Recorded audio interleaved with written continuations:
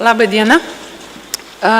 Man labai didelė garbė kalbėti šiandien šioje auditorijoje ir pasidalinti savo tyrimų įžvalgomis. Užduotis gana sunki buvo, nes niekaip į 20 minučių sudėtinga sutilpti, bet bandžiau. Tai ir leidau savo autoriškai atrinkti tuos akcentus, kuriuos norėčiau šiandien labiau užakcentuoti. Mano pranešimo struktūra tokia trinarė. Pirmiausia, turbūt, ko ir labiausiai tikitės iš manęs, tam tikrą demografinio gyventojų senėjimo apžvalgą labai trumpą. Toliau norėčiau kaip stuburą savo pranešimo paimti Jungtinių tautų principus vyresnio amžiaus žmonių atžvilgių, kurie buvo sukurti 91 metais.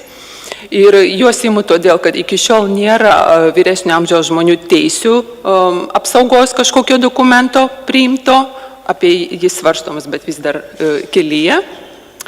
Ir tada pažiūrėsim, kaip Lietuvoje atrodo toj šviesoj, tų principų šviesoj viskas.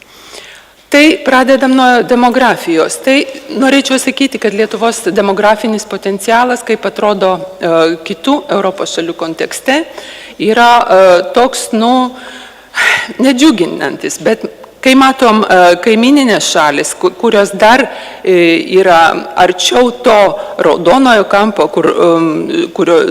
tų šalių, kuriuose gyvenimas yra palyginti trumpas ir kartu kaita siaurėjanti, tai matom, kad tai yra daugumoje atveju rytų Europos šalis, kurios turi savo istorijos vingius ir jų tikslas, matom, Čekija yra kiek aukščiau ir gimstamumo prasme, ir gyvenimo trukmės prasme. Tai šviesi ateitis, siekinys ir mum. O šitą skaidrę tik parodo, kad turim dar erdvės, kur kovoti, dirbti ir siūlyti, kaip ilginti gyvenimo trukmę Lietuvoje ir kaip didinti gimstamumą. Einant toliau prie gyventojų amžiaus struktūros, nes gyventojų senėjimas, aišku, yra gyventojų amžiaus struktūros kaitos išdava, matome, čia įdėjau tokią ilgesnę perspektyvą, nuo pirmojo pokario antro pasaulinio karo surašymo nuo 59 metų, matome, kaip keitėsi kartų proporcijos. Mažėjo jauno amžiaus žmonių visuomenėje ir plėtėsi vyresnės amžiaus grupės. Ir konkretizuojant apie pačius vyresnio amžiaus žmonės 65+, tai nuo 59 metų iki dabar jų padaugėjo 2,7 karto. Jeigu čia tūkstančiais, o procentais žiūrim, kad dabar jie yra praktiškai penktadalis. Penktadalis mūsų visuomenės yra 65+. Kaip jau čia buvo irgi užsiminta, pasiskirstimas Lietuvoje išsivystymas yra netolygus. Ir demografinis senėjimas labiausiai pasireiškia rytų pusėje Lietuvoje, išskyrus Vilniaus regioną, kuris pritraukia jauno darbingo amžiaus žmonės ir ten tokia tarpas yra. O demografiškai jauniausiai regionai koncentruojasi aplink keletą Lietuvos vadinamųjų didmiesčių. Viskas sąlygiška, aišku, su tais didmiesčiais. Tai netolygumas. Ir matome, kad naujausių gyventojų nuomonių tyrimų duomenimis žmonėms buvo pateikti keletą tokių aktualių demografinių problemų, ką jie mano, kas jų šalyje yra aktualiausia. Lietuva šiuo atveju matomai buvo labiau informuota apie mažėjančią darbo jėgą ir kaip didžiausia tą Lietuvos problemą iškėlė, bet esu tikra, kad bent antrų numerių buvo ir minimas gyventojų senėjimas. O gyventojų senėjimas, matome, daugelį šalių yra visuomenės pripažįstamas kaip viena aktualiausių problemų. Šalia tų, aišku, mes matom ir kitas problemas.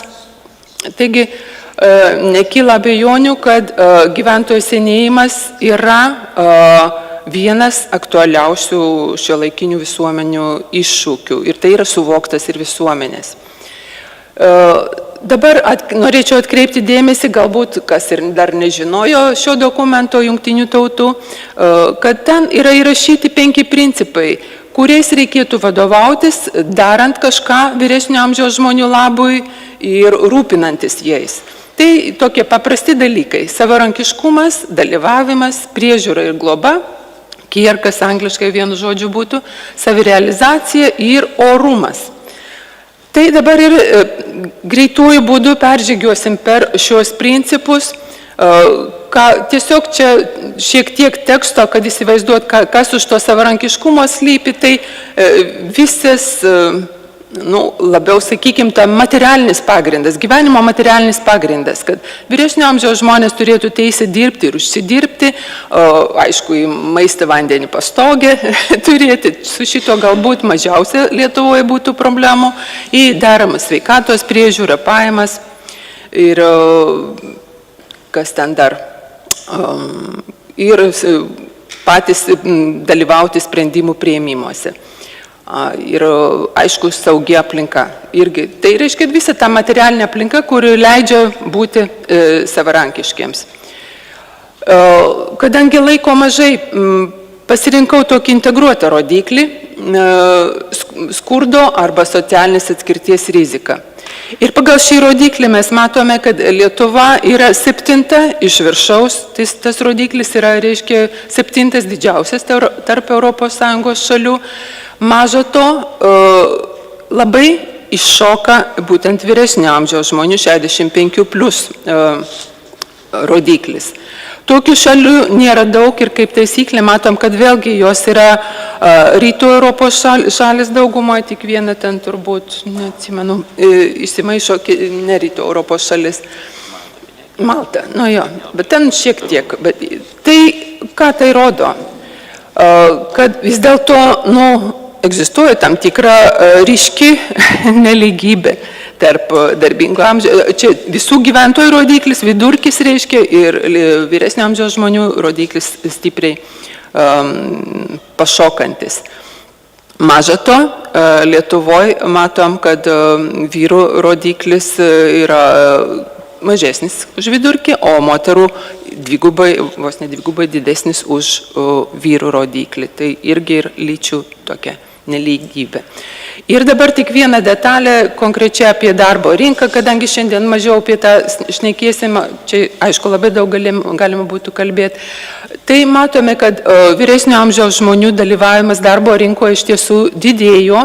Aišku, tai didelė dalim yra sistemiškai nuspręsta, kadangi yra didinamas išėjimo į senatvės pensiją amžius. Todėl mes matom milžinišką šuolį augimą 55 metų 64 grupėje. Svarbu būtų pažiūrėti, atkreipdėmėsi į 65+ užimtumą. Jis yra nedidelis, bet džiugina tai, kad jis didėja. Kodėl džiugina? Todėl, kad mūsų ir gerbiamo Boguslavo savo laiko atlikti tyrimai rodė, kad apie trečdalis žmonių teoriškai, aišku, yra visokie aplinkybių, bet manytų, kad jie norėtų toliau dirbti ir suėjus senatvės pensijos amžiui. Ir matom, kiek tie lūkesčiai realizuojasi iš tikrųjų. Aišku, tos priežastys irgi galim dabar neturėsim laiko aptarti, kodėl jie nori dirbti, bet norėčiau užtikrinti, kad ne tik dėl to, kad jiem neišgyvena. Aišku, tas aspektas irgi yra, bet yra ir saviraiškos aspektas, yra žmonių, kurie norėtų toliau dirbti, todėl, kad jiem patinka ir jie moka tą darbą dirbti. Toliau kitas principas – dalyvavimas. Aišku, apie tos materialinius galėtumėm daug kalbėti, bet kadangi esam sociologijos institutas, tai labiau pasigilinsim į socialinius dalykus. Dalyvavimas. Kas čia turėtų būti? Kad vyresnio amžiaus žmonės turėtų dalyvauti priimant sprendimus apie juos, kas Lietuvoje bent jau taip bandoma daryti, gal ne visur pasiseka įgyvendinti, kad iš tiesų išgirsti vyresnio amžiaus žmonių balsą, bet bent jau žinome, kad tai turėtų būti daroma. Ir kad jie turėtų galimybės burtis, jungtis į įvairias asociacijas ir būrelius ir dirbti savanoriais.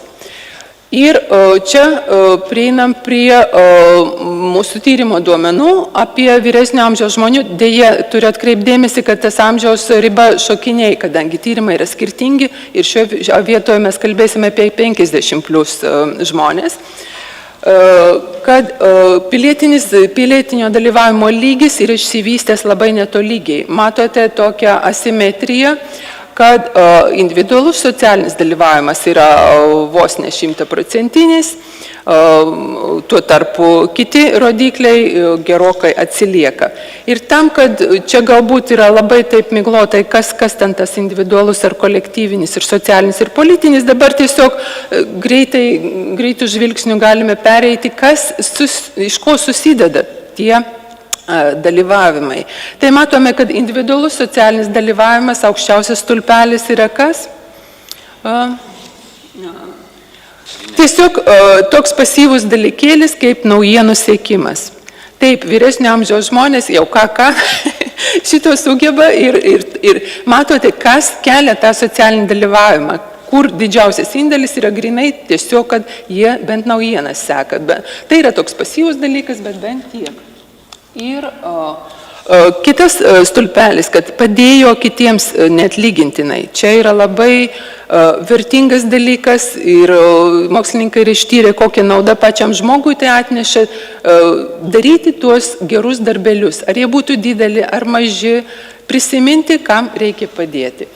Toliau iš tų didžiųjų veiklų ir individualus politinis dalyvavimas. Ir matome vėl, kas sudaro liūto dalį šioje veikloje, tai yra balsavimas, kuris irgi praktiškai, galbūt nedaug laiko užima ir nedaug pastangų reikia nueiti į kitos balsavimo apylinkės ir pabalsuoti. Tačiau kitos veiklos, matote, vos įžiūrimos, kur tikrai galėtų būti didesnis aktyvumas ir gal toliau jau aš detaliau nekomentuosiu, gal spėjote jau ir apžiūrėti. Toliau priežiūra ir globa. Tas reikalas, kad vyresnio amžiaus žmonės, jeigu jiem yra poreikis, kad jie turėtų teisę gauti laiku ir reikiamas paslaugas ir tokia apimtim, kaip jiem reikia ir tokiu būdu, kaip jiem būtų priimtina. Čia irgi punktas yra labai didelis, jis nėra mano tiesioginis interesų laukas, todėl čia mes labai trumpai sustosim, čia reikėtų mano kolegių klausti, kurios labiau įsigilinusios į šią temą. Čia tiesiog galiu pademonstruoti, ką statistika rodo, kad vienas iš to, ko atrodo esminių dalykų, kaip mes tradiciškai galvojam, kad vyresnio amžiaus žmonės senatvėj anksčiau ir vėliau atsidurs senelių namuose, tai galiu pasakyti, kad tik 1% vyresnio amžiaus žmonių yra senelių namų gyventojai. Nors matom, kad poreikis auga ir pagal statistiką vietų skaičius yra šiek tiek didesnis, tarsi, kad yra laisvų vietų, bet spėjo pažiūrėti Vilniaus regioną, tai ten eiliai stovinčių yra nemažai. Tai aš nežinau, kaip tos laisvos vietos išsilaiko, jeigu eilės yra. Ir kitas toks gal rečiau matytas rodiklis, kaip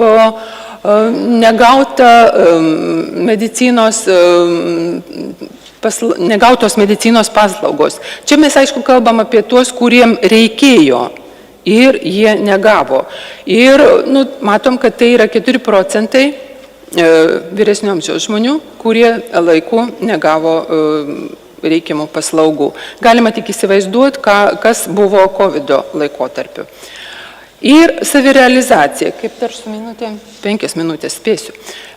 Savirealizacija, toks įdomus momentas, kas yra be galo svarbus. Sakyčiau, tie 5 principai jungtinių tautų gal ir kažkaip susišaukė su Maslow piramidė, jeigu kas atsimenat ją. Jo, tai savirealizacija, galimybė visapusiškai išnaudoti savo potencialą ir turėti prieigą prie visų išteklių, kuo gali džiaugtis mūsų visuomenė.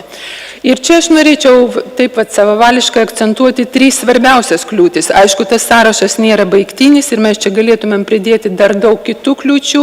Pavyzdžiui, Čia mes noriu paminėti gyvenimą vieno asmens namų ūkyje ir toliau parodysiu, kuo tai gresia. Nepakankamas skaitmeninis raštingumas ir diskriminacija dėl amžiaus. Tačiau galėtumėm pridurti ir, pavyzdžiui, mobilumo problemą, viešojo transporto ryšių problemą, saugios aplinkos problemą. Tų kliūčių yra nemažai, bet šiandien koncentruosiuosi šitas 3. Gyvenimas vieno asmens namų ūkyje yra labai negeras dalykas, sakyčiau, iš tyrimų. Todėl, kad jeigu atsimenat tą skaičių, koks buvo bendrai Lietuvos visiems gyventojams dėl skurdo arba socialinės atskirties rizikos. Ten apie 1/4 visų gyventojų buvo šioje kategorijoje.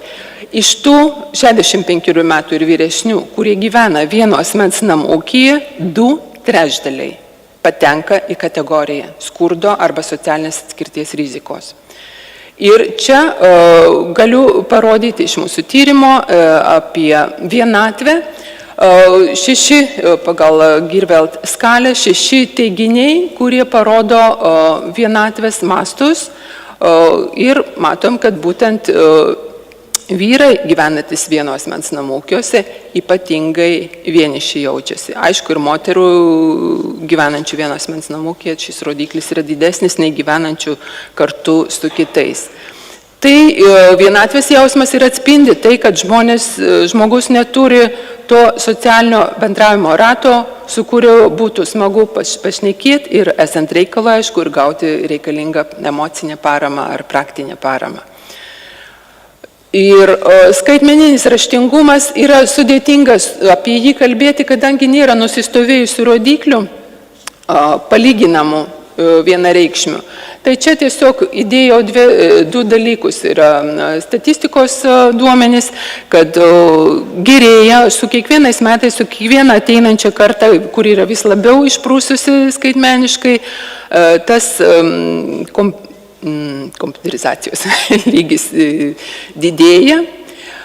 Tačiau jis atsilieka pačių vyriausių žmonių, aišku, nuo bendro lygio. Ir tą mes visada turim turėti omeny, kurdami paslaugas, galvodami apie tai, kaip mes jas teikim. Yra puiku, kad mes galim online jas gauti, bet visada reikia palikti ir langelį tiem, kurie dar nemoka, kurie neturi galimybių naudotis būtent kompiuteriniais dalykais. Ir aišku, kad šiuolaikinėje informacinėje visuomenėje žmonių, kurie turi menkesnius skaitmeninius įgūdžius, tas langelis į pasaulį yra gerokai siauresnis nei tų, kurie jau yra įsisavinę šias technologijas. Ir paskutinis principas – orumas. Tai, aišku, tokia efemerija ir niekas, ko gero, bent aš nemačiau tyrimo, kaip galima būtų operacionalizuoti, dar nėra tų tyrimų atliktų. Tai aš gal eisiu iš priešingybės ir neišsigaskit, pateiksiu to, kas yra tas orumas, dar reikia parodyti, kad tai yra nediskriminavimas, elgimasis teisingai su vyresnio amžiaus žmonėmis, be prievartos ir kad jie galėtų atsiskleisti ir gyventi tą gyvenimą, kokį jie norėtų. Tai pateikiu juodą skaidrę apie savižudybių lygį Lietuvoje, iškeliant tai, kas buvo prieinama statistikoje, 2 vyresnio amžiaus grupės – 50-54 ir 85+. Taip, vėl galime kalbėti apie šios statistikos tikslumą, kas apskaitoma, kas neapskaitoma, kokia dalis lieka, bet vis dėlto tam tikrą suvokimą galime matyti, pagauti tam tikrą vaizdą, kad vyresnio amžiaus žmonėms Lietuvoje neretai nėra saldu gyventi. Ir ypač neramina ta raudonoji kreivė, kuri patapo pati didžiausia, reiškia 85+ vyriausiai gyventojai sprendžia savo problemas tokiu būdu ir matomai tai nėra dėl oraus gyvenimo. Viena vertus jau į pabaigą. Matom, kad Lietuvoje žmonės labai išreiškia tokius pagarbius požiūrius į vyresnio amžiaus žmonės, tačiau yra ir statistika, kuri nurodo, kad apie 45 vos ne pusė žmonių Lietuvoje mano, kad diskriminacija dėl amžiaus yra paplitusi. Ir COVID pandemijos metu ši diskriminacija suklestėjo įvairiom spalvom, bet tiesiog dabar tada jau nebesustoju detaliai prie kiekvieno. Noriu tik paminėti, kad tai buvo ir tam tikra diskriminavimo dėl amžiaus atpažinimo pamoka. Mes matėme ir daug žmonių, kurie pastebėjo tuos dalykus, protestavo, kalbėjo ir matomai buvo ir parodymas pamoka kitiem. Aha, čia yra diskriminacija dėl amžiaus, taip negalima su vyresnio amžiaus žmonėmis elgtis. Tai tiek.